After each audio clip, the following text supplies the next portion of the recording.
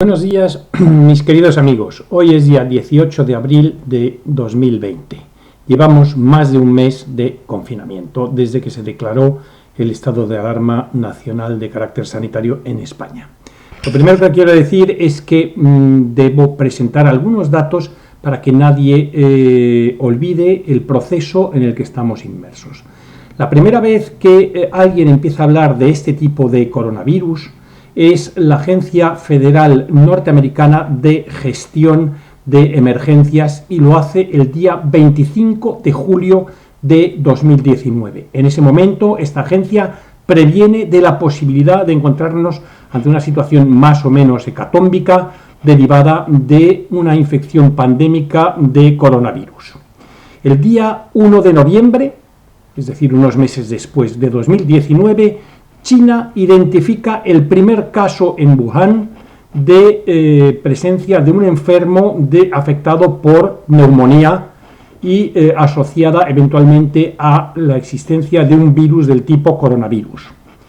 El 31 de diciembre, es decir, casi 2 meses después de 2019, China informa de 41 casos ya descritos y identificados de enfermos de este tipo de patología. Posteriormente, el día 1 de enero, es decir, 2 días después, o un día después, China cierra el mercado de Guanan, donde parece ser que se origina esta cuestión.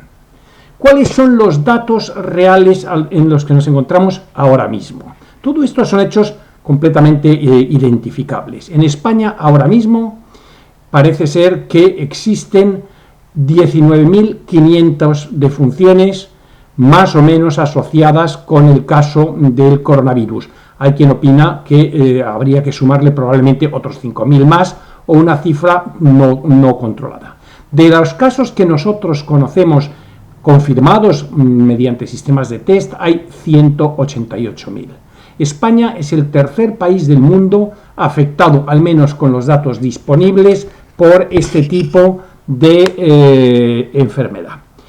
El primer país del mundo afectado es Estados Unidos, que reporta aproximadamente 671.000 casos confirmados, 22.000 muertos y seguido posteriormente de Italia con 168.000 casos confirmados, 22.000 casos de defunción. Y Francia en cuarto lugar y en quinto lugar Reino Unido. Francia con 17.000, casi 18.000 defunciones, muy cercano a España, y el Reino Unido con 13.759 casos. ¿Qué es lo que podemos decir? El primer caso detectado en España de coronavirus fue a final de enero y se produjo primero en La Gomera y luego posteriormente en Baleares a principios de febrero.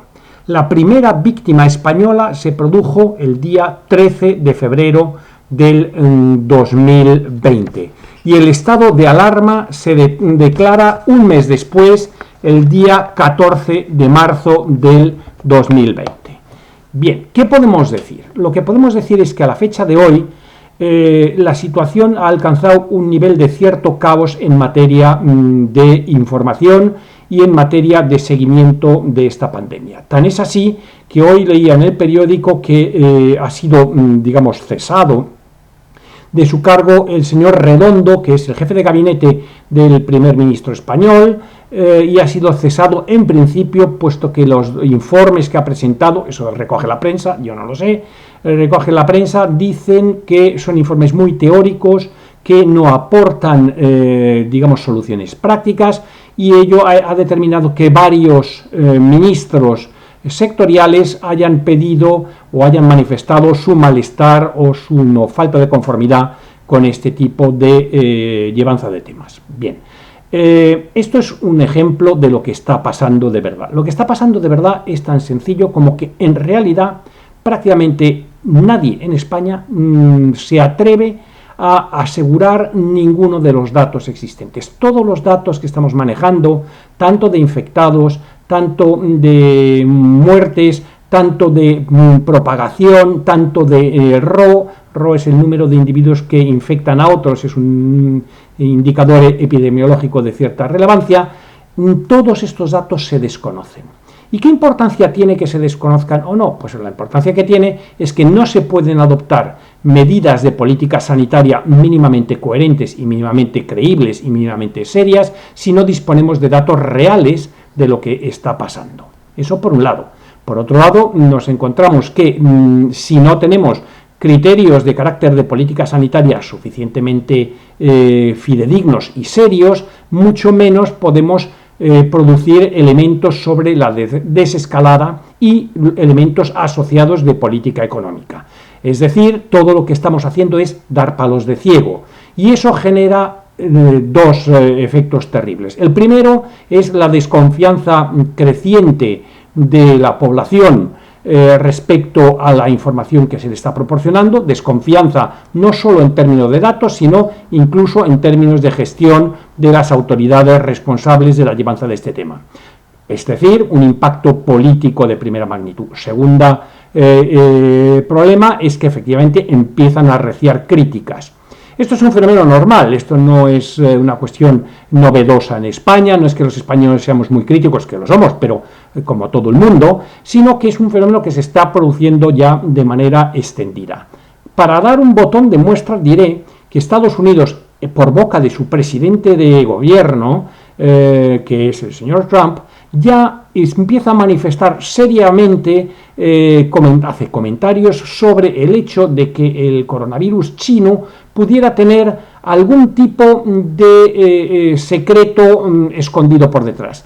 No digo que no existan teorías o concepciones conspiranoicas o del estilo, pero lo que es verdad es que están investigando, no solo los norteamericanos, la existencia de un laboratorio en las afueras de Wuhan, pero también están involucrados en este tipo de comentarios de una manera bastante más suave el gobierno francés y el gobierno británico.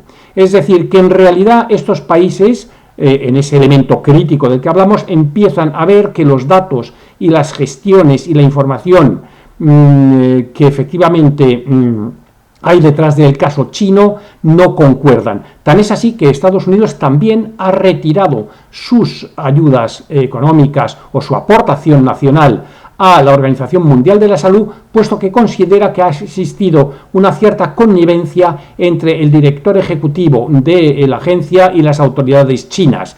No hay que olvidar en este sentido que efectivamente ese director es un director muy afín a China, puesto que su país, Etiopía, es un país muy vinculado políticamente a China, y esto plantea resquemores adicionales. Bueno, esto es simplemente un ejemplo de cómo arrecian las críticas en esta materia.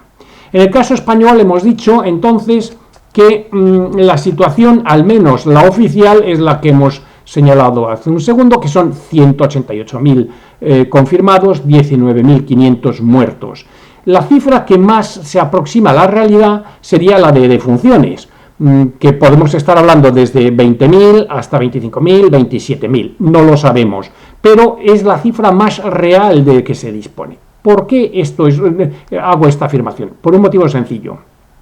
Porque si nosotros, voy a poner un ejemplo teórico que no es real, si nosotros tuviéramos 100 infectados verdaderos y tuviéramos 5 test, y hacemos los 5 test a alguno de estas 100 personas, evidentemente da positivo. La conclusión sería, oficialmente, que tenemos 5 infectados. Si además de esos 5 hay uno que muere, diríamos que tenemos 5 infectados y un muerto. Pero la realidad sería que tendríamos 100 infectados y un muerto.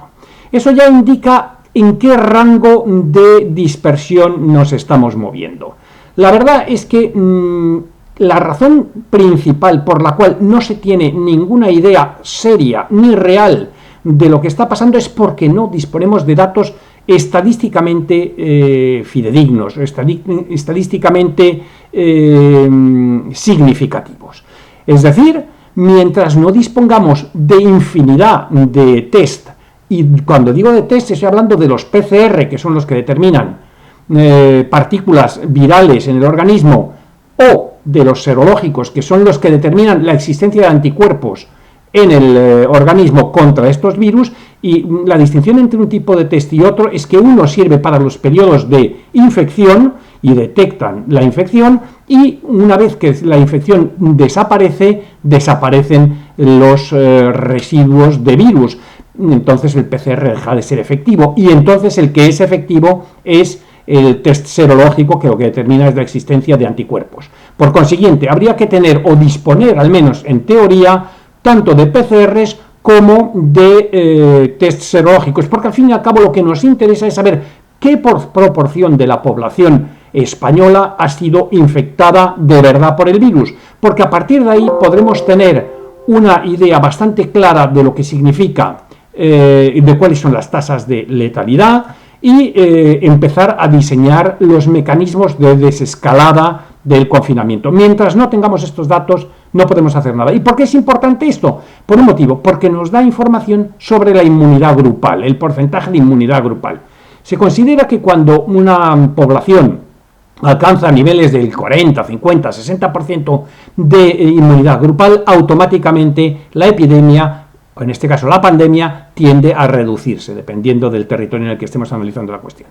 Pues bien, lo que sí es importante es entonces señalar que estos son datos absolutamente. Y hay que reconocer que el gobierno no debería tener excesiva dificultad en poder transmitir a los ciudadanos la inexistencia de datos reales. Eso no va a mermar su credibilidad. Todo el mundo sabe, como ya apuntó además la presidenta de la Comunidad de Madrid en una de sus entrevistas, que no dejó de usar una terminología interesante, que el mercado de este tipo de cuestiones, estoy hablando de las mascarillas, de los guantes, de las batas y de los test, porque son al fin y al cabo cosas bastante sencillas desde el punto de vista tecnológico. La verdad es que decía que es un auténtico mercado persa donde la gente se mata por ello. Y conocemos los casos de intercepción de envíos en Turquía, en Francia, etcétera, con destino a España, justamente porque existe auténtico pánico a lo que nos está ocurriendo.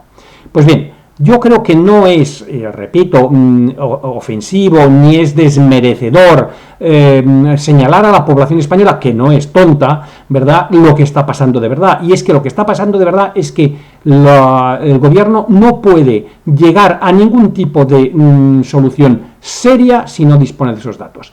La encuesta que se iba a hacer por parte del Instituto Carlos III, el Instituto Sanitario Carlos III, sobre 62.400 casos, sería significativo, muy significativo desde el punto de vista estadístico, y permitiría definir una política sanitaria de desescalada. Mientras esto no ocurra, todo lo que se nos cuente, todo lo que se diga, todo lo que opinemos, no tiene ningún sentido. Podemos hacer estimaciones teóricas y fundadas solo relativamente sobre lo que esto puede implicar si tenemos en consideración las letalidades de casos como la gripe. La gripe tiene una letalidad del 0,1%, pero es verdad que en el caso de el coronavirus, la propia Organización Mundial de la Salud habla del 2%.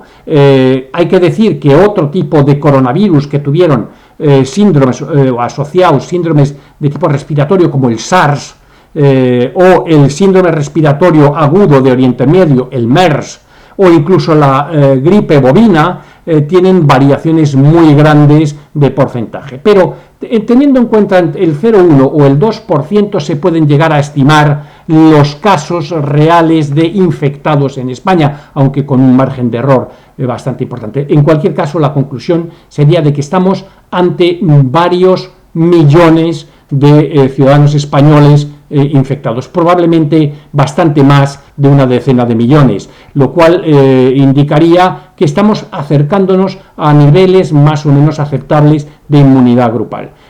Si tuviéramos en consideración aproximadamente una tasa de letalidad como la gripe, estaríamos hablando probablemente ya de unos 25 millones de españoles afectados. Sin embargo, si la letalidad fuera del 2%, como apuntaba en términos medios la Organización Mundial de la Salud, obviamente esa cifra se vería reducida. Pero dada la rapidez con la que se está produciendo esto. Por ejemplo, la Guardia Civil, los efectivos de la Guardia Civil, el 25% de todos sus efectivos, 80.000, está contaminado, lo cual ya es un indicador maravilloso de lo que está pasando. Y no porque la Guardia Civil tenga particular contacto con los demás, lo ha tenido como todos nosotros.